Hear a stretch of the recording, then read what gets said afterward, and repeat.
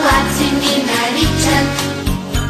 С насмешка казват, тези в първи клас не могат да четат, а само сричат. Така ще бъде, но за кратък срок, и ние ще пораснем, а тогава възможно е големите урок учетене от нас да получават. Казваме с пълен глас, хубаво е първи клас.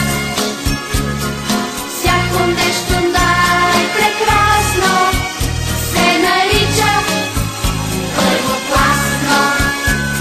Големите шегуват се с нас и често първолаци ни наричат. С насмешка казват, тези в първи клас не могат да четат, а само сричат. Но както с часове растем, расте приятелството помежду ни.